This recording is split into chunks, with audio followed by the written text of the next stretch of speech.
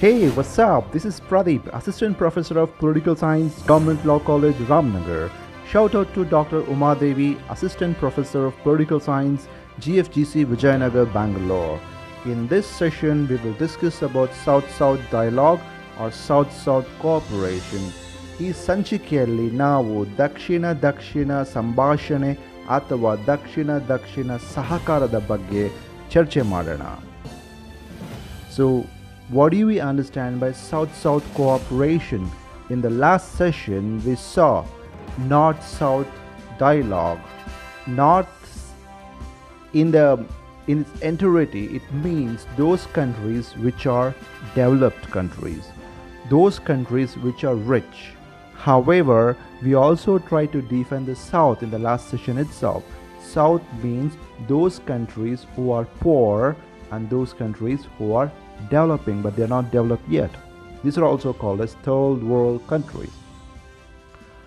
ದಕ್ಷಿಣ ಅಂತ ಹೇಳಿದ್ರೆ ನಾವು ಲಾಸ್ಟ್ ಕ್ಲಾಸಲ್ಲಿ ನಾವು ಅದನ್ನು ಅರ್ಥ ಮಾಡ್ಕೊಳ್ಳಿಕ್ಕೆ ಪ್ರಯತ್ನ ಪಟ್ಟಿದ್ದೀರಿ. ಉತ್ತರ ಅಂತ ಹೇಳಿದ್ರೆ ಶ್ರೀಮಂತವಾಗಿರುವಂಥ ರಾಷ್ಟ್ರ, ದಕ್ಷಿಣ ಭಾಗದಲ್ಲಿ ಅಥವಾ ದಕ್ಷಿಣ ರಾಷ್ಟ್ರಗಳು ಅಂತ ಹೇಳಿದ್ರೆ ಬಡ ರಾಷ್ಟ್ರಗಳು ಅಥವಾ ಇವಾಗ ತಾನೇ ಪ್ರಗತಿಯನ್ನು ಹೊಂದುತ್ತಿರುವಂತಹ ರಾಷ್ಟ್ರಗಳು, ಇವಕ್ಕೆ ನಾವು ದಕ್ಷಿಣ ರಾಷ್ಟ್ರ ಅಂತ ಕರಿತೀವಿ. So what you mean by south dialogue or south cooperation? ದಕ್ಷಿಣ ಸಂವಾದ, ದಕ್ಷಿಣ ಸಹಕಾರ ಅಂದರೆ ಏನು ಅಂತ ವ್ಯಾಖ್ಯಾನಿಸಲಿಕ್ಕೆ ಪ್ರಯತ್ನ ಪಡೋಣ. South cooperation refers to the technical cooperation among developing countries in the global south.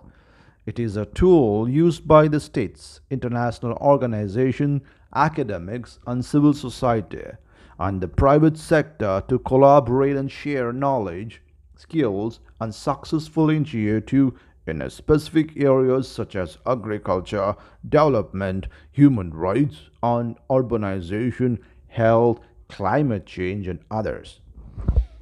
So what do we understand here is it's supposed to be a technical kind of cooperation.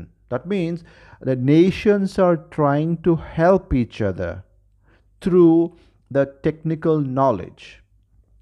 Or for example, a country which is technically inferior, they want to develop themselves, but they are not depending upon the northern states, or in the sense they are not dependent upon the rich states of the north. Here what is happening is, in case if they want to have any kind of assistance, they are trying to seek assistance from a fellow countrymen, in the sense that those countries which are characterized or binded together being south. So therefore they get easy access to technical knowledge. They can easily get access to technical skills, because even these countries have similar political, sociological, economic trajectories. ದಕ್ಷಿಣ ಭಾಗದಲ್ಲಿರುವಂಥ ರಾಷ್ಟ್ರಗಳು ಉತ್ತರ ಭಾಗದ ರಾಷ್ಟ್ರಗಳ ಅವಲಂಬನೆಗಿಂತ ತಮ್ಮಲ್ಲೇ ಹಲವಾರು ಚಿಂತನೆಗಳಲ್ಲಿ ತೋರಿಸ್ಕೋಬೋದು. Especially ತಾಂತ್ರಿಕ ವಿಷಯಗಳಿಗೆ we can actually seek access to those countries.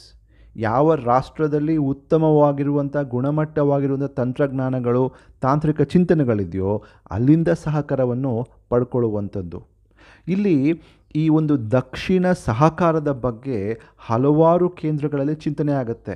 ಅಕಾಡೆಮಿಷಿಯನ್ಸು ಅಥವಾ ನಾಗರಿಕ ಸಮಾಜ ಆಗಿರ್ಬೋದು, ಅಥವಾ ಅಂತಾರಾಷ್ಟ್ರೀಯ ಸಂಘಟನೆಗಳಾಗಿರ್ಬೋದು, ಖಾಸಗಿ ಸಂಸ್ಥೆಗಳಾಗಿರ್ಬೋದು, ಇವೆಲ್ಲವೂ ಕೂಡ ದಕ್ಷಿಣ ಭಾಗದ ಸಹಕಾರವನ್ನು ಈ ರೀತಿಯಾಗಿ ವ್ಯಾಖ್ಯಾನಿಸ್ತಾರೆ.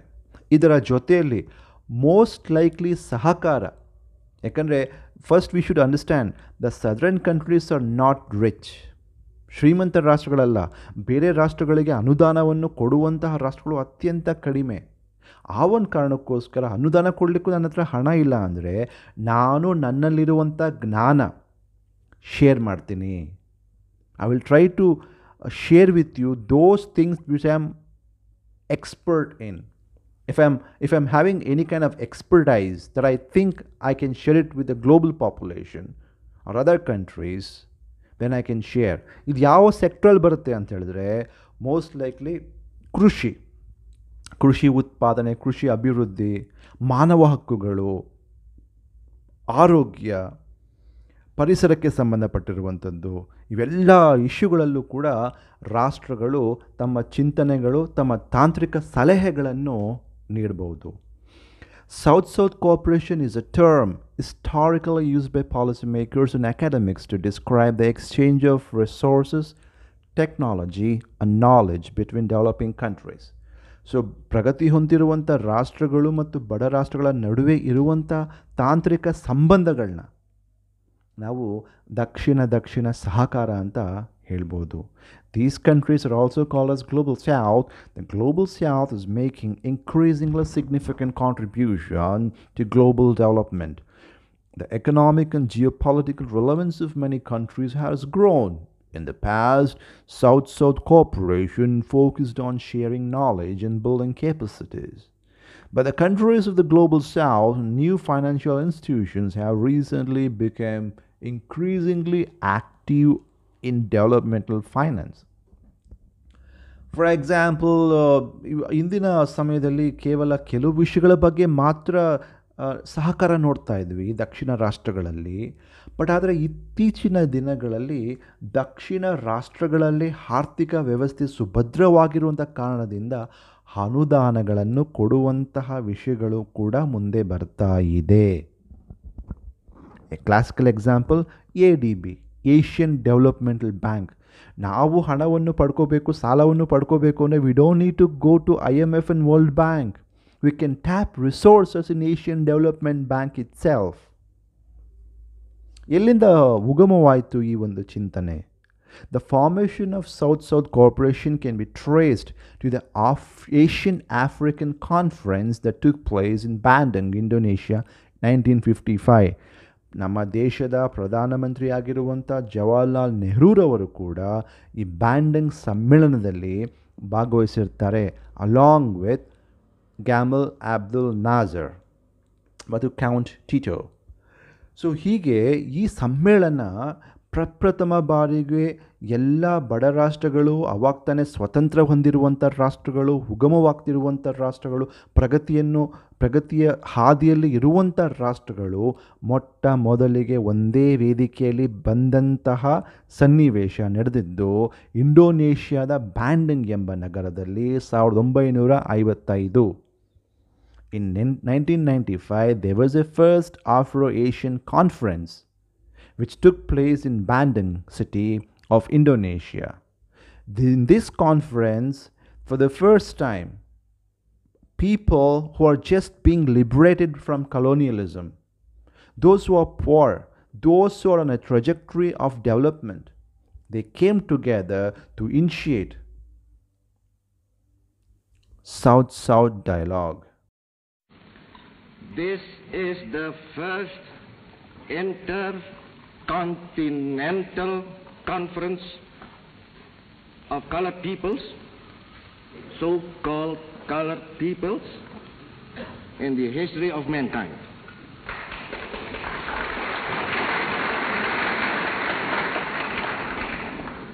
I am proud that my country is your host.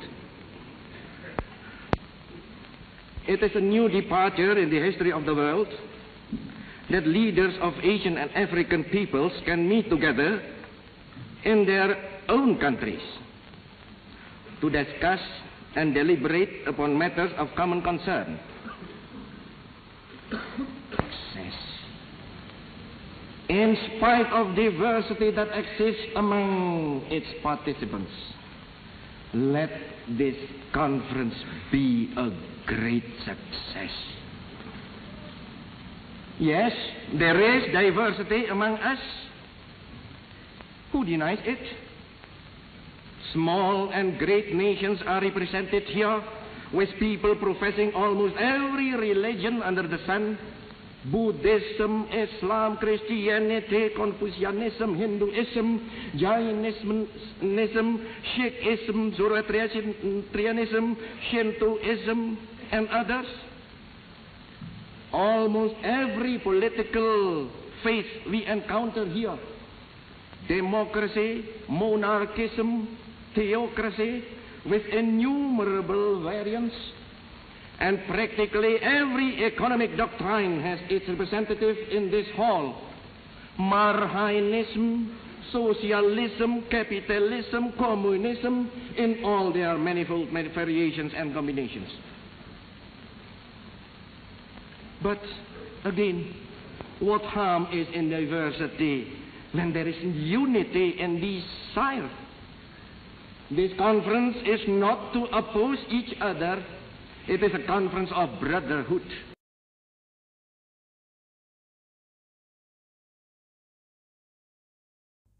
During the 1960s and 1970s, with the global socio-economic climate entangled with Cold War politics, developing countries began seeking their own chart. ನೋಡಿ 1945 50ರ ದಶಕದ ನಂತರದಲ್ಲಿ ಯಾವಾಗ ವಿಶ್ವ ಕೇವಲ ಎರಡು ಪಣಗಳಲ್ಲಿ ಕಾಣಿಸ್ಕೊಳ್ಳುತ್ತೋ, Soviet Russia ಮತ್ತು ಅಮೆರಿಕದ ಪಣ ಇದ್ದಾಗೆ, ಅಂಥ ಸಮಯದಲ್ಲಿ ಬಡ ರಾಷ್ಟ್ರಗಳು ಪ್ರಗತಿ ಹೊಂದಿರುವಂಥ ರಾಷ್ಟ್ರಗಳನ್ನ ಕೇಳೋರೇ ಯಾರೂ ಇರಲಿಲ್ಲ. ನಮ್ಮನ್ನ ಯಾರೂ ಕೇಳೋಕ್ಕಿಲ್ವಪ್ಪ, ನಮಗೆ ನಾವೇನಾದರೂ ಮಾಡ್ಕೋಬೇಕು ದಾರಿನ, ನಾವು ಸುಮ್ಮನೆ ಅವ್ರ ಮೇಲೆ ಅವಲಂಬನೆ ಆಗೋಗ್ಬಿಟ್ರೆ ನಾವು ಕೂಡ ನಾಶ ಆಗೋಗ್ತೀವಿ ಅವ್ರ ಜೊತೆಯಲ್ಲಿ. ಸೊ ನಮ್ಮದೇ ಆಗಿರುವಂಥ ಒಂದು ವಿಶೇಷವಾಗಿರುವಂಥ ಒಂದು ಸಂಘಟನೆ ಕಟ್ಕೋಬೇಕು. ಸೊ ಇಲ್ಲಿ ನಾವು ಕಾಣಿಸ್ಕೊಳ್ಳೋದು ಮೊಟ್ಟ ಮೊದಲ ಬ್ಯಾಂಡನ್ ಕಾನ್ಫರೆನ್ಸ್, ಅದಾದ ನಂತರ ಅಲಿಪ್ತ ಚಳುವಳಿ, ನಾನ್ ಅಲೈನ್ ಮೂಮೆಂಟ್, ಇವೆರಡೂ ಸೇರಿಕೊಂಡು ವಿಶ್ವದಲ್ಲಿ ಮೂರನೇ ಹಾದಿನ ಶುರು ಮಾಡಿಕೊಳ್ತಾರೆ. ಇಲ್ಲಿ ದಕ್ಷಿಣ ಭಾಗದಲ್ಲಿರುವಂತಹ ರಾಷ್ಟ್ರಗಳು ಕೂಡ ಸಹಕರಿಸ್ಬೋದು. ನಾವು ಕೇವಲ ಶ್ರೀಮಂತ ರಾಷ್ಟ್ರಗಳ ಮೇಲೆ ಅವಲಂಬಿತರಲ್ಲ ಅನ್ನುವಂಥದ್ದು ಘಂಟಾಘೋಷವಾಗಿ ಗೋಚರ ಆಗತ್ತೆ. Technical cooperation among those southern states started as a pioneering associative effort to strengthen their diplomatic and international negotiating power through political dialogue. ವಿಶ್ವಸಂಸ್ಥೆಯಲ್ಲಿ ಸುಮಾರು 150 ರಾಷ್ಟ್ರಗಳಿಗೆ ಇದು ಆ ಸಮಯದಲ್ಲಿ. ಈ ಬಡ ರಾಷ್ಟ್ರಗಳು ಪ್ರಗತಿ ಹೊಂದಿರುವಂಥ ರಾಷ್ಟ್ರಗಳು ಒಟ್ಟಾಗಿ ಬಂದ್ಬಿಟ್ರೆ ವಿಶ್ವಸಂಸ್ಥೆಯಲ್ಲಿ ನಾವು ಒಟ್ಟಾಗಿ ಪ್ರಭಾವವನ್ನು ಬೀಳ್ಬೋದು. ನಾವೆಲ್ಲರೂ ಕೂಡ ಸಹಕರಿಸಿದರೆ ನಾವು ವಿಶ್ವಸಂಸ್ಥೆಯಲ್ಲಿ ನಮ್ಮ ಒಂದು ಚಿಂತನೆಗೆ ಬೆಲೆ ಸಿಗುತ್ತೆ. What is known as South-South cooperation derives from the adoption of Buenos Aires Plan of Action for promoting and implementing technical cooperation among developing countries by 138 United Nations member states in Argentina on September 18, 1978. ದಕ್ಷಿಣ ಸಹಕಾರ ಶುರುವಾಗಿರುವಂಥದ್ದು 1978ರಲ್ಲಿ. Implementing technical cooperation and developing countries, BAPA. ಈ ಒಂದು ಚಿಂತನೆಯಲ್ಲಿ, ಈ ಒಂದು ಯೋಜನೆ ಅಡಿಯಲ್ಲಿ 138 ಸದಸ್ಯ ರಾಷ್ಟ್ರಗಳು ಸೇರಿಕೊಳ್ಳುತ್ತೆ. ದ ಪ್ಲ್ಯಾನ್ ಅಂದರೆ ಈ ಬ್ಯೂನಸ್ ಏರಿಸ್ ಪ್ಲ್ಯಾನ್ ಅಂತ ಇತ್ತಲ್ಲ, ಆ ಪ್ಲ್ಯಾನ್ ಏನು ಮಾಡುತ್ತೆ ಅಂದರೆ it try to create a framework or scheme of collaboration among the least developed countries or LDCs. So ಇದೊಂದು ತಾಂತ್ರಿಕವಾಗಿ ದಕ್ಷಿಣ ಭಾಗದಲ್ಲಿರುವಂತಹ ದಕ್ಷಿಣ ರಾಷ್ಟ್ರಗಳು ಸಹಕರಿಸುವಂತಹ ಸ್ಕೀಮ್ನ, ಫ್ರೇಮ್ವರ್ಕ್ನ, ವ್ಯವಸ್ಥೆನ ಇಲ್ಲಿ ಶುರುವಾಗಲಾಗತ್ತೆ. ಇಲ್ಲಿ ಭಾಳ ಪ್ರಮುಖವಾಗಿರುವಂಥ ಅಂಶ ಏನು ಇಟ್ಕೋಬೇಕು ಅಂದರೆ, ರಾಷ್ಟ್ರಗಳು ಸಹಕರಿಸ್ತವೆ, ಬಟ್ ಆದರೆ ಯಾವುದೇ ಕಾರಣಕ್ಕೂ ರಾಷ್ಟ್ರಗಳ ಆಂತರಿಕ ಚಿಂತನೆಗಳಿಗೆ ಹೋಗೋದಿಲ್ಲ. It is a well-defined series of new and concrete recommendations aimed at establishing legal framework, financing mechanism at national, regional, interregional and global level. ಇದು ಭಾಳ ರಿಫೈನ್ ಆಗಿರುವಂತಹ ಒಂದು ಫ್ರೇಮ್ವರ್ಕ್ ಅಂತ ನಾವಿಲ್ಲಿ ಹೇಳ್ಬೋದು. ಇಲ್ಲಿ ಕಾನೂನುಗಳ ಒಂದು ಚೌಕಟ್ಟಿನಲ್ಲಿ ರಾಷ್ಟ್ರಗಳು ಆರ್ಥಿಕ ಸಹಕಾರ, ಇತರ ರೀತಿಯಾಗಿ ಪ್ರಾದೇಶಿಕವಾಗಿ ರಾಷ್ಟ್ರದ ಮಟ್ಟಿನಲ್ಲಿ ಎಲ್ಲ ರೀತಿಯಲ್ಲೂ ಕೂಡ ಕಾರ್ಯಾಚರಣೆ ಮಾಡಲಿಕ್ಕೆ ಒಂದು ಲೀಗಲ್ ಡಾಕ್ಯುಮೆಂಟು ಅಥವಾ ಲೀಗಲ್ ಫ್ರೇಮ್ವರ್ಕ್ನ ಇಲ್ಲಿ ದೃಢೀಕರಿಸಲಾಗುತ್ತೆ. ಸೊ ತಾಂತ್ರಿಕವಾಗಿ ಸಹಕರಿಸಬೇಕು ಅಂತ ಹೇಳಿದ್ರೆ ರಾಷ್ಟ್ರಗಳು ಆಂತರಿಕ ವ್ಯವಸ್ಥೆಯಲ್ಲಿ ತಲೆ ಹಾಕುವಾಗಿಲ್ಲ. ಅದರ ಜೊತೆಯಲ್ಲಿ ಈ ಲೆಸ್ ಡೆವಲಪ್ ಕಂಟ್ರಿ ಅಥವಾ ಲೀಸ್ಟ್ ಡೆವಲಪ್ ಕಂಟ್ರೀಸ್ ಅಥವಾ ಪ್ರಗತಿ ಹೊಂದಿರುವಂಥ ರಾಷ್ಟ್ರಗಳಲ್ಲಿ ಯಾವ ರಾಷ್ಟ್ರಗಳು ಅತ್ಯಂತ ಹೆಚ್ಚಿನ ಪ್ರಗತಿಯನ್ನು ಸಾಧಿಸಿರ್ತಾವೋ ಅಂತಾರಾಷ್ಟ್ರಗಳು ತಮ್ಮ ಎಕ್ಸ್ಪೀರಿಯನ್ಸ್, ತಮ್ಮ ಅನುಭವಗಳನ್ನ ಶೇರ್ ಮಾಡುವಂತಹ ವ್ಯವಸ್ಥೆಗಳನ್ನ ಇಲ್ಲಿ ಕೊಡಲಾಗತ್ತೆ. ಇದರ ಪ್ರಮುಖ ತತ್ವಗಳನ್ನು ಸ್ವಲ್ಪ ನೋಡೋಣ. A common endeavour of peoples and countries of south must be pursued as an expression of south solidarity and a strategy for economic independence and self-reliance of the South based on their common objectives and solidarity. ದಕ್ಷಿಣದಲ್ಲಿರುವಂಥ ರಾಷ್ಟ್ರಗಳು ತಮ್ಮ ಸ್ಟ್ರಾಟಜಿನ ತಮ್ಮ ಆರ್ಥಿಕ ಪ್ರಗತಿಗೆ, ಆರ್ಥಿಕ ಸ್ವಾತಂತ್ರ್ಯಕ್ಕೆ, ಸ್ವ ಅವಲಂಬನೆಗೆ ಮುಡಿಪಾಗಿಡಬೇಕು. ಆಮೇಲೆ ಇದರ ನಾಯಕತ್ವ ನಾವೇ ತಗೋಬೇಕು. ದಕ್ಷಿಣ ಭಾಗದ ರಾಷ್ಟ್ರಗಳು we should not be dependent on north for direction and leadership. ಅದರ ಜೊತೆಯಲ್ಲಿ ಅಫ್ಕೋರ್ಸ್ ಉತ್ತರ ಮತ್ತು ದಕ್ಷಿಣ ಭಾಗದ ಸಂಭಾಷಣೆ, ಸಂವಾದ ನಡೀತಾ ಇದೆ. ಅದು ಬೇರೆ, ಇದು ಬೇರೆ. ಕನ್ಫ್ಯೂಸ್ ಮಾಡ್ಕೊಳ್ಳೋದು ಬೇಡ ನಾವು ಅಂತ ಅಲ್ಲಿ ಡಿಸೈಡ್ ಮಾಡಲಾಯಿತು. Cooperation between countries of South must not be analyzed and evaluated using the same standard of those of North and South. ಸುಮ್ಮನೆ ನಾವು ಗೊಂದಲಗಳು ಮಾಡ್ಕೊಳ್ಳೋದು ಬೇಡ. ಉತ್ತರ ದಕ್ಷಿಣದ ವಿಭಾಗ ಅದು ಪಾಡಗ ನಡೀತಾ ಇರುತ್ತೆ. ಅಲ್ಲಿ ಅವ್ರು ಅನುದಾನ ಏನು ಕೊಡ್ತಾರೋ ಅಥವಾ ಅಲ್ಲಿರುವಂಥ ಕೆಲವು ರಾಜಕೀಯ ತಾಂತ್ರಿಕ ಸಲಹೆಗಳು ಅಥವಾ ತಂತ್ರಜ್ಞಾನದ ಟ್ರಾನ್ಸ್ಫರ್ಸು ಏನೇ ಆಗಿರ್ಬೋದು. ಬಟ್ ಆದರೆ ಅದ್ರ ಪಾಡ್ಗ ನಡೀಲಿ. ನಾವು ನಮ್ಮ ರಾಷ್ಟ್ರಗಳ ನಡುವೆ ಉತ್ತಮ ಸೌಹಾರ್ದತೆ, ಸಂಪರ್ಕ, ಆರ್ಥಿಕ ಬೆಳವಣಿಗೆ, ಆರ್ಥಿಕ ಅಭಿವೃದ್ಧಿ, ತಾಂತ್ರಿಕ ಸಲಹೆ ಎಲ್ಲವನ್ನು ಕೂಡ ನಮ್ಮ ಪಾಡ್ಗ ನಾವು ಮಾಡ್ಕೊಂಡು ಹೋಗೋಣ. ಅದರ ಜೊತೆಯಲ್ಲಿ financial contributions from other developing countries should not be seen as an official development assistance from these countries to other countries of the South. ವೈಯಕ್ತಿಕವಾಗಿ ಪ್ರಗತಿ ಹೊಂದಿರುವಂಥ ರಾಷ್ಟ್ರಗಳು ತಮ್ಮ ಇಚ್ಛೆಯನ್ನು, ತಮ್ಮ ಆಕಾಂಕ್ಷೆಯಿಂದ ಬೇರೆ ಬಡ ರಾಷ್ಟ್ರಗಳಿಗೆ ಅವರು ನೆರವಾಗ್ಬೋದು, ಆರ್ಥಿಕ ಅನುದಾನಗಳು. ಬಟ್ ಆದರೆ ಅದು ಆ ರಾಷ್ಟ್ರದ ವೈಯಕ್ತಿಕವಾಗಿರುವಂಥ ಯೋಜನೆ ಆಗಿರುತ್ತೆ ವಿನಃ ದಕ್ಷಿಣ ಭಾಗದ ಸಹಕಾರವಂತ ಅಲ್ಲಿ ಪರಿಗಣಿಸುವ ಹಾಗಿಲ್ಲ. South-South cooperation is based on strong, genuine, broad-based partnership on solidarity. ನಾವೆಲ್ಲರೂ ಕೂಡ ಒಂದೇ, ನಮಗೆಲ್ಲ ಸೇಮ್ ಪ್ರಾಬ್ಲಮ್ಸ್ ಇದೆ. ಒಂದೇ ಸಮಯದಲ್ಲಿ ನಾವು ವಸಾಹತುಶಾಹಿಯ ದಬ್ಬಾಳಿಕೆಯಲ್ಲಿದ್ವಿ. ನಾವೆಲ್ಲರೂ ಕೂಡ ಆಲ್ಮೋಸ್ಟ್ ಒಟ್ಟಿಗಾಗಿ ಹೊರಗಡೆ ಬಂದಿದ್ದೀವಿ. ಎಲ್ಲರಲ್ಲಿರುವಂಥದ್ದು ಸಾಮಾನ್ಯವಾಗಿರುವಂಥ ಸಮಸ್ಯೆಗಳು, ಬಡತನ, ಹಸಿವು, ಅತಿ ಹೆಚ್ಚಾಗಿ ಕೃಷಿ ಮೇಲೆ ಅವಲಂಬನೆ, ಮಳೆ ಇಲ್ಲ ಅಂಥೇಳಿದ್ರೆ ನಾವು ಆಕಾಶಕ್ಕೆ ನೋಡುವಂಥದ್ದು, ಕೈಗಾರಿಕೆ ಇಲ್ಲ. ಅದಕ್ಕೋಸ್ಕರ ನಾವೆಲ್ಲರೂ ಕೂಡ ಸಹಕರಿಸಿ ಒಟ್ಟಾಗಿ ನಾವು ಉದ್ಧಾರ ಆಗೋಣ. It is based on equality, mutual respect, mutual benefit. ಪರಸ್ಪರ ನಂಬಿಕೆ, ಪರಸ್ಪರ ಗೌರವ ಮತ್ತು ಪರಸ್ಪರ ಪ್ರಗತಿಯನ್ನು ಇದು ಅವಲಂಬಿತವಾಗಿರುತ್ತದೆ. South cooperation respects national sovereignty. ನಾವು ರಾಷ್ಟ್ರಗಳ ಸಾರ್ವಭೌಮತ್ವನ ನಾವು ಗುರುತಿಸ್ತೀವಿ. It also tries to strengthen the multilateralism and the promotion of an action-oriented approach to developmental challenge. ಪ್ರಗತಿ ಹೊಂದಿರುವಂತಹ ಒಂದು ವ್ಯವಸ್ಥೆಯಲ್ಲಿ ಹಲವಾರು ರೀತಿಯಾಗಿರುವಂತಹ ಸಹಕಾರದೊಂದಿಗೆ ರಾಷ್ಟ್ರಗಳು ಪ್ರಗತಿ ಆಗೋಣ ಎಂಬ ಚಿಂತನೆ ಕೂಡ ಇಲ್ಲಿ ಕಾಣುತ್ತೆ. It promotes the exchange of best practices among developing countries. ಇವಾಗ ಪ್ರಗತಿ ಹೊಂದಿರುವಂಥ ರಾಷ್ಟ್ರಗಳು ಭಾಳ ಉನ್ನತ ಮಟ್ಟದ ಒಂದು ಚಿಂತನೆಗಳು ಮಾಡಿಕೊಂಡು ಹಲವಾರು ಕ್ಷೇತ್ರದಲ್ಲಿ ಉನ್ನತ ಮಟ್ಟದ ಸಾಧನೆ ಮಾಡಿದ್ರೆ ಅದನ್ನು ಶೇರ್ ಮಾಡೋಣ. Let us share it with others too. It is also based on collective self-reliance of developing countries. ಸ್ವ ಅವಲಂಬನೆಯ ತತ್ವವನ್ನು ಕೂಡ ಹೊಂದಿರುತ್ತದೆ. It tries to make the states play more proactive role in international policies and decision-making process. ಸುಸ್ಥಿರ ಅಭಿವೃದ್ಧಿಗೋಸ್ಕರ ಎಲ್ಲರೂ ಕೂಡ ಸರಿಯಾದ ರೀತಿಯಲ್ಲಿ, ಉನ್ನತ ರೀತಿಯಲ್ಲಿ ಚುರುಕಾದ ಕೆಲಸಗಳನ್ನು ನೆರವೇರಿಸೋಣ.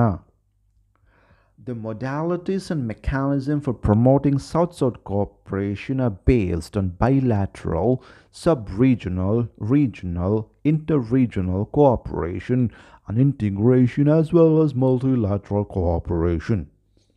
ಇದು ತಾಂತ್ರಿಕವಾಗಿರುವಂಥ ಸಹಕಾರವನ್ನು ಮಾಡಬೇಕು ಅಂತ ಹೇಳಿದ್ರೆ ರಾಷ್ಟ್ರಗಳು ಪರಸ್ಪರವಾಗಿ ಬೇರೆ ರಾಷ್ಟ್ರಗಳ ಜೊತೆ ಮಾಡ್ಕೋಬೋದು, ಪ್ರಾದೇಶಿಕವಾಗಿ ಮಾಡ್ಬೋದು, ಅಥವಾ ಪ್ರಾದೇಶಿಕ ಒಂದು ಜಾಗದಲ್ಲಿ ಅಲ್ಲಿ ಕೆಲವು ರಾಷ್ಟ್ರಗಳು ಸೇರಿಕೊಂಡು ಸಹಕರಿಸ್ಬೋದು. ಜೊತೆಯಲ್ಲಿ ಗ್ಲೋಬಲ್ ಮಟ್ಟದಲ್ಲೂ ಕೂಡ ವಿಶ್ವವ್ಯಾಪಿಯಾಗಲೂ ಕೂಡ ಸಹಕರಿಸಬಹುದು. ಇಲ್ಲಿ ದಕ್ಷಿಣ ಸಹಕಾರದಲ್ಲಿ ನಾವು ಹಲವಾರು ವಿಧಗಳನ್ನ ನೋಡ್ತೀವಿ. ಅಲ್ಲಿ ಪ್ರಮುಖವಾಗಿರುವಂಥ ವಿಧಗಳು ಯಾವುದು ಅಂದರೆ sharing experiences and good practices, strengthening of networks, capacity building, partnership development. 4 ರೀತಿಯಾಗಿರುವಂತಹ ವಿಭಜನೆಯನ್ನು ನಾವು ಮಾಡ್ಬೋದು. ಒಂದು ಸಹಕಾರ ಎಲ್ಲಿ ನಡೆಯುತ್ತೆ ಅಂದರೆ sharing experiences and good practice. ಒಂದು ಕ್ಷೇತ್ರದಲ್ಲಿ ನಾವು ಅಭಿವೃದ್ಧಿ ಹೊಂದಿದ್ದೀವಿ ಅಂತ ಹೇಳಿದ್ರೆ, ಫಾರ್ ಎಕ್ಸಾಂಪಲ್ ನಾವು ಉಪಗ್ರಹದಲ್ಲಿ ಅಭಿವೃದ್ಧಿ ಹೊಂದಿದ್ದೀವಿ. ನಮ್ಮಲ್ಲಿರುವಂಥ ಉಪಗ್ರಹ ಕೇವಲ ಭಾರತಕ್ಕೆ ಮಾತ್ರ ಸೀಮಿತವಾಗಿರುವುದಿಲ್ಲ. We have satellites that predicts weather that is used for Sri Lanka, Nepal, Bhutan ಮತ್ತು ಇತರ ದೇಶಗಳು. ಸೊ ನಮ್ಮಲ್ಲಿರುವಂಥ ತಂತ್ರಜ್ಞಾನ ಅದು ಕೇವಲ ನಮಗೆ ಮಾತ್ರ ಸೀಮಿತವಾಗ್ಬೋದು, ಬೇರೆ ಚಿಕ್ಕ ಪುಟ್ಟ ರಾಷ್ಟ್ರಗಳಿಗೂ ಕೂಡ ಅದು ಹೆಲ್ಪ್ ಆಗಬೇಕು. ಶೇರಿಂಗ್ ಎಕ್ಸ್ಪೀರಿಯನ್ಸಸ್, ನಮ್ಮ ಅನುಭವ ಮತ್ತು ನಮ್ಮ practices. Strengthening of networks. Several institutions from different developing countries form a network and work together within this network. Network ಅಂತ ಹೇಳಿದ್ರೆ ಕೆಲವು ವಿಷಯಗಳಲ್ಲಿ ರಾಷ್ಟ್ರಗಳು ಸೇರಿಕೊಂಡು ಒಟ್ಟಾಗಿ ಬೆಳೆಯುವಂಥದ್ದು. For example smuggling. ನಮ್ಮ ಭಾರತ ಮತ್ತು ಶ್ರೀಲಂಕಾದ ನಡುವೆ ಇರುವಂಥ ಒಪ್ಪಂದಗಳ ಮೂಲಕ ಈ ಸ್ಮಗ್ಲಿಂಗನ್ನು ನಾವು ತಡೆ ಹಾಕ್ಬೋದು. ನಮ್ಮಲ್ಲಿರುವಂಥ ಕೋಸ್ಟ್ ಗಾರ್ಡು, ಅವ್ರ ದೇಶದಲ್ಲಿರುವಂಥ ಕೋಸ್ಟ್ ಗಾರ್ಡ್ಗಳು ಇಬ್ಬರೂ ಕೂಡ ಸೇರಿಕೊಂಡು ಸಾಮೂಹಿಕವಾಗಿ ಸ್ಮಗ್ಲಿಂಗ್ನ ತಪ್ಪಿಸ್ಬೋದು. ಈ ರೀತಿಯಾಗಿ ವಿವಿಧ ಕ್ಷೇತ್ರಗಳಿಗೆ ಸಂಬಂಧಪಟ್ಟಂತೆ ನೆಟ್ವರ್ಕ್ಗಳನ್ನ ಕ್ರಿಯೇಟ್ ಮಾಡಿಕೊಂಡು, ಸಂಪರ್ಕಗಳನ್ನ ಕ್ರಿಯೇಟ್ ಮಾಡಿಕೊಂಡು ಒಟ್ಟಾಗಿ ಬೆಳೆಯುವಂಥದ್ದು. Capacity building. Capacity building in the context of South-South cooperation is about increasing the ability of the southern countries to promote development. Capacity building ಅಂತ ಹೇಳಿದ್ರೆ ನಮ್ಮಲ್ಲಿರುವಂತಹ ಇನ್ಫ್ರಾಸ್ಟ್ರಕ್ಚರ್ಗಳನ್ನ ಅಥವಾ ಬೇರೆ ಬೇರೆ ಕ್ಷೇತ್ರಗಳಿರುವಂತಹ ಅಭಿವೃದ್ಧಿಗಳನ್ನ ನಾವು ಶೇರ್ ಮಾಡಿ ಸಾಮೂಹಿಕವಾಗಿ ಒಟ್ಟಾಗಿ ಬೆಳೆಯುವಂಥದ್ದು. ಎಕ್ಸಾಂಪಲ್, ಆಫ್ಘಾನಿಸ್ತಾನಲ್ಲಿ ನಮ್ಮ ಭಾರತ ದೇಶದಿಂದ ನಮ್ಮಲ್ಲಿರುವಂಥ ತಾಂತ್ರಿಕ ಚಿಂತನೆಗಳು ಅಥವಾ ತಾಂತ್ರಿಕ ಉತ್ಪಾದನೆಗಳು ಅಲ್ಲಿರುವಂಥ ದೇಶಕ್ಕೆ ಸಹಾಯ ಆಗ್ತಿದೆ. ಅಲ್ಲಿರುವಂಥ ಏರ್ಪೋರ್ಟು, ಅಲ್ಲಿರುವಂಥ ಲೈಬ್ರರಿ, ಅಲ್ಲಿರುವಂತಹ ಪಾರ್ಲಿಮೆಂಟ್ ಬಿಲ್ಡಿಂಗ್ ಎಲ್ಲವನ್ನೂ ಕೂಡ ಕಟ್ಟಿರುವಂಥದ್ದು ಭಾರತ. ಯಾಕಂದ್ರೆ ನಮ್ಮ ಹತ್ರ ಆ ತಂತ್ರಜ್ಞಾನ ಇದೆ, ಅವ್ರ ಹತ್ರ ಇಲ್ಲ. ಆಮೇಲೆ ಅದ್ರ ಜೊತೆಯಲ್ಲಿ ಆಫ್ರಿಕಕ್ಕೆ ಬಂದಾಗ ನಮ್ಮ ದೇಶದ ಹಲವಾರು ಖಾಸಗಿ ಕಂಪನಿಗಳು ಕೂಡ ಆಫ್ರಿಕಾದಲ್ಲಿ ಹೋಗಿ ಆಫ್ರಿಕಾದ ಅಲ್ಲಿರುವಂಥ ರಾಷ್ಟ್ರಕ್ಕೆ ನಾನಾ ರೀತಿಯಾಗಿರುವಂಥ ನೆರವನ್ನು ನೀಡ್ತಾ ಇದ್ದಾರೆ. Example, oil exploration. ಸೊ ಹೀಗೆ ರಾಷ್ಟ್ರಗಳು ತಮ್ಮಲ್ಲಿರುವಂತಹ ಇನ್ಫ್ರಾಸ್ಟ್ರಕ್ಚರ್ ವ್ಯವಸ್ಥೆ ಮತ್ತು ಇದರ ವಿವಿಧ ಭಾಗದಲ್ಲಿರುವಂತಹ ವ್ಯವಸ್ಥೆಗಳನ್ನ ಸದೃಢಗೊಳಿಸಿ ಇಂಪ್ರೂವ್ ಮಾಡ್ತಿರುವಂಥದ್ದು. Partnership development. Developing countries start a partnership and set up common projects to build on development. ಪ್ರಗತಿ ಹೊಂದಬೇಕು ಅಂತ ಹೇಳಿದ್ರೆ ರಾಷ್ಟ್ರಗಳು ಸೇರಿಕೊಂಡು ಒಂದೇ ರೀತಿಯಲ್ಲಿ ಇಬ್ಬರೂ ಸೇರಿ ಉತ್ತಮ ಕಾರ್ಯಗಳನ್ನು ರಚಿಸುವಂಥದ್ದು. ಎಕ್ಸಾಂಪಲ್, ಮಾಲ್ಡೀವ್ಸಿಗೆ ನಮ್ಮ ದೇಶದಿಂದ ಹಲವಾರು ರೀತಿಯಾಗಿರುವಂತಹ ನೆರವು ನೀಡ್ತಾ ಇದ್ದೀವಿ. ಅದೇ ರೀತಿಯಾಗಿ ಬ್ರೆಜಿಲ್ಲು, ಅರ್ಜೆಂಟೀನಾ, ಆಫ್ರಿಕಾದ ದೇಶ, ವಿಯೆಟ್ನಾಂ ಆಗಿರ್ಬೋದು, ಬಹುತೇಕವಾಗಿರುವಂಥ ದಕ್ಷಿಣ ಭಾಗದ ರಾಷ್ಟ್ರಗಳು ಹಲವಾರು ರೀತಿಯಾಗಿರುವಂಥ ಪಾರ್ಟ್ನರ್ಶಿಪ್ನ ನಾವು ಮಾಡ್ಕೊಂಡಿರ್ತೀವಿ. ಸ್ನೇಹ ಸಹಕಾರದಿಂದ ಪ್ರಗತಿಯನ್ನು ಸಾಧಿಸುವಂಥದ್ದು. ಭಾಳ ಪ್ರಮುಖ ಏರಿಯಾಗಳು ಯಾವುದು ಅಂತ ಹೇಳಿದ್ರೆ, ಅಂದರೆ ಭಾಳ ಪ್ರಮುಖವಾಗಿರುವಂಥ ಕ್ಷೇತ್ರಗಳು ಯಾವ ರೀತಿಯಲ್ಲಿ ಈ ದಕ್ಷಿಣ ಸಹಕಾರ ಸಹಾಯ ಮಾಡ್ತಾ ಇದೆ. Example, health. South-South cooperation in public health increases the collective ability of southern countries to fight inequality and to promote the highest attainable level of health for all. Data from the World Health Organization shows that 36 million cases of TB have been cured over the past 15 years and 8 million deaths have been averted. In the past 8 years, new HIV infections worldwide have been reduced by 17%, with a 15% reduction in sub-Saharan Africa and a nearly 25% reduction in East Asia. ನೋಡಿ, ದಕ್ಷಿಣ ಸಹಕಾರದಿಂದ ನಾವೇನು ನೋಡ್ತಿದ್ದೀವಿ ಅಂದರೆ, ಬಹುತೇಕವಾಗಿರುವಂತಹ ರೋಗ ರುಜಿನಗಳು ಕಡಿಮೆ ಆಗ್ತಾ ಇದೆ ಮತ್ತು ಸಂಪರ್ಕದಿಂದ ಹಲವಾರು ರೋಗಗಳನ್ನ ನಾವು ತಡೆಗಟ್ಟಲು ಸಾಧ್ಯವಾಗುತ್ತದೆ. ಶಿಕ್ಷಣ ಕ್ಷೇತ್ರಕ್ಕೂ ಬಂದರೂ ಕೂಡ ಶಿಕ್ಷಣದಲ್ಲಿ ಕೂಡ ಸಹಕಾರ ನಡೀತಾ ಇದೆ. ರಾಷ್ಟ್ರಗಳು ತಮ್ಮ ಅಭಿವೃದ್ಧಿಯ ಗುರಿಗಳನ್ನು ಶಿಕ್ಷಣ ಕ್ಷೇತ್ರದಲ್ಲಿ ಮತ್ತು ಯಾವ ರೀತಿಯಾಗಿ ಉನ್ನತ ಉದ್ಯೋಗಕ್ಕೆ ಸಂಬಂಧಪಟ್ಟಂತಹ ಪ್ರಗತಿಯನ್ನು ಕೂಡ ಶಿಕ್ಷಣ ವಿಷಯಗಳಲ್ಲಿ ಸಾಧಿಸ್ತಾ ಇದೆ. ಪಾಲಿಸಿ, ಯೋಜನೆಗಳು. Effective policy framework in countries that have efficient governance and functioning economies could share their experience with other developing countries. ಪ್ರಗತಿ ಹೊಂದಿರುವಂಥ ರಾಷ್ಟ್ರಗಳಿಗೆ ಪ್ರಗತಿ ಹೊಂದಿರುವಂತಹ ಅಂದರೆ ಪ್ರಗತಿಯ ಹಾದಿಯಲ್ಲಿ ಮುಂಚೂಣಿಲಿರುವಂಥ ರಾಷ್ಟ್ರಗಳು ತಮ್ಮ ಯೋಜನೆಗಳನ್ನ the type of the administration, ಯಾವ ರೀತಿಯಾಗಿ ಬ್ಯೂರೋಕ್ರಸಿ ಕೆಲಸ ಮಾಡುತ್ತೆ, ಯಾವ ರೀತಿಯಾಗಿ ಇಲಾಖೆಗಳು ಕೆಲಸ ಮಾಡಬೇಕು, ಯಾವ ಒಂದು ಹಂತದಲ್ಲಿ ಯಾವ ರೀತಿಯಲ್ಲಿ ಕಾರ್ಯಗಳು ನಿರ್ವಹಣೆ ಆಗುತ್ತೆ, ಅಲ್ಲಿ ಏನೇನು ವೀಕ್ನೆಸ್ ಇರುತ್ತೆ, ಏನೇನು ಚಾಲೆಂಜಸ್ ಇರುತ್ತೆ, ಇವೆಲ್ಲವನ್ನು ಕೂಡ ಶೇರ್ ಮಾಡ್ಬೋದು. Science and technology. This is a very, very important area.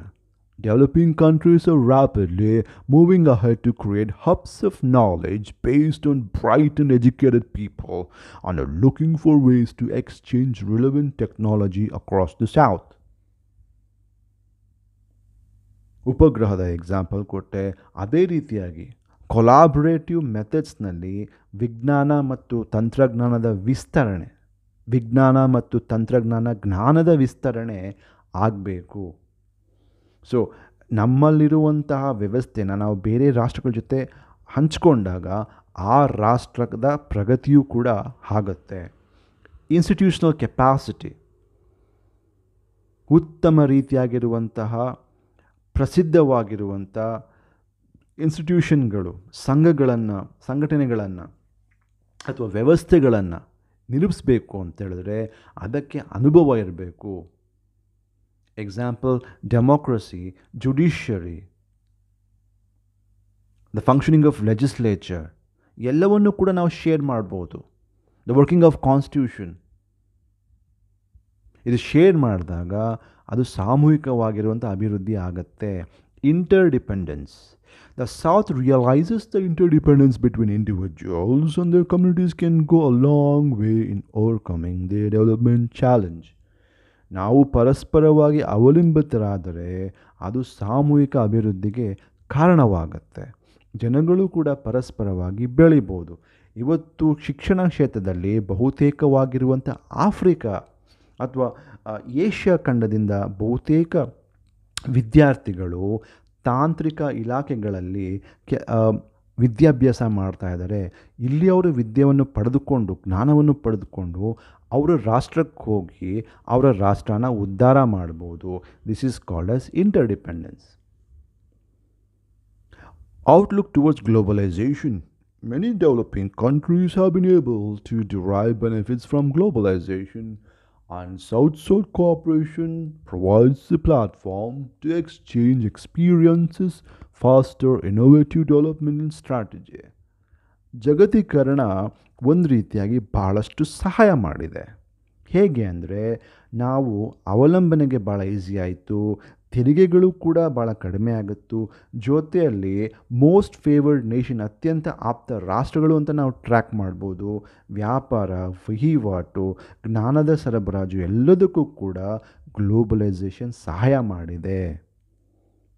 Support from north, ಇದರ ಜೊತೆಯಲ್ಲಿ ದಕ್ಷಿಣ ರಾಷ್ಟ್ರಗಳು ಯಾವ ರೀತಿಯಾಗಿ ಮುಂದೆ ಹೋಗ್ತಾ ಇದ್ದಾವೋ ಅದಕ್ಕೆ ಸರಿಸೂಕ್ತವಾಗಿ ಉತ್ತರ ಭಾಗದಲ್ಲಿರುವಂಥ ರಾಷ್ಟ್ರಗಳು ಕೂಡ ನೋಡಿ ನಮಗೆ ಸಹಾಯ ಮಾಡಲಿಕ್ಕೆ ಮುಂದಾಗಿದ್ದಾರೆ.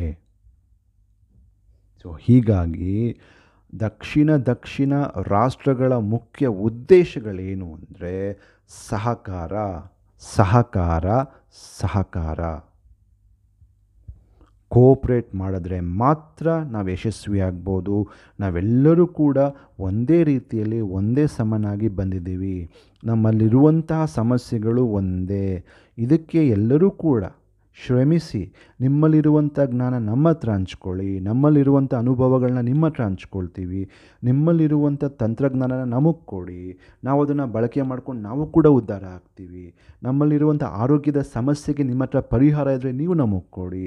ನಮ್ಮಲ್ಲಿರುವಂಥ ಜನಗಳು ಕೂಡ ಉದ್ಧಾರ ಆಗ್ತಾರೆ, ಉದ್ಧಾರ ಆಗಿ ಒಳ್ಳೆ ಪ್ರಜೆಗಳಾಗ್ತಾರೆ. ನಾವು ಕೂಡ ಉತ್ತಮವಾಗಿ ಶ್ರೀಮಂತ ರಾಷ್ಟ್ರಗಳಂತೆ ಬೆಳಿಬೋದು. ಕೇವಲ ದೊಡ್ಡ ರಾಷ್ಟ್ರಗಳ ಮೇಲೆ ಅವಲಂಬನೆ ಆಗೋಕ್ಕಿಂತ ನಾವು ನಮ್ಮ ಜೊತೆಯಲ್ಲೇ ಕೂತ್ಕೊಂಡು ಉತ್ತಮ ರೀತಿಯಲ್ಲಿ ಬೆಳಿಬೋದು. ಇದರ ಜೊತೆಯಲ್ಲಿ ನಮ್ಮಲ್ಲಿರುವಂಥ ಏನೇ ಜ್ಞಾನಗಳಾಗಿರ್ಬೋದು, ಐಡಿಯಾಗಳಾಗಿರ್ಬೋದು, ಅದನ್ನು ಶೇರ್ ಮಾಡ್ಕೊಳ್ಳೋಣ. ಅದ್ರ ಜೊತೆಯಲ್ಲಿ ವಿಜ್ಞಾನ, ತಂತ್ರಜ್ಞಾನ, ಶಿಕ್ಷಣದ ವ್ಯವಸ್ಥೆಗಳು, ಇತರ ಆಡಳಿತಾತ್ಮಕವಾಗಿರುವಂಥ ಉನ್ನತ ಮಟ್ಟದ ಚಿಂತನೆಗಳು ಎಲ್ಲವನ್ನೂ ಕೂಡ ನಾವು ಪರಸ್ಪರವಾಗಿ ಶೇರ್ ಮಾಡ್ತಾ ಹೋದರೆ ದಕ್ಷಿಣ ಭಾಗದಲ್ಲಿರುವಂತಹ ಬಡ ರಾಷ್ಟ್ರಗಳು, ಪ್ರಗತಿ ಹೊಂದಿರುವಂಥ ರಾಷ್ಟ್ರಗಳು, ಪ್ರಗತಿ ಹೊಂದಿರುವಂಥ ಮುಂಚೂಣಿಯಲ್ಲಿರುವಂಥ ರಾಷ್ಟ್ರಗಳು ಎಲ್ಲರೂ ಉದ್ಧಾರ ಆಗ್ತಾರೆ. ಇದು ದಕ್ಷಿಣ ಸಂವಾದ, ದಕ್ಷಿಣ ಚಿಂತನೆಗಳು ಅಥವಾ ದಕ್ಷಿಣ ಸಹಕಾರದ ಮುಖ್ಯ ಗುರಿ ಮತ್ತು ಉದ್ದೇಶಗಳಾಗಿರುತ್ತದೆ. ಮುಂದಿನ ಸಂಚಿಕೆಯಲ್ಲಿ ಮತ್ತಷ್ಟು ವಿಚಾರಗಳೊಂದಿಗೆ ಭೇಟಿಯಾಗೋಣ. ನಮಸ್ಕಾರ.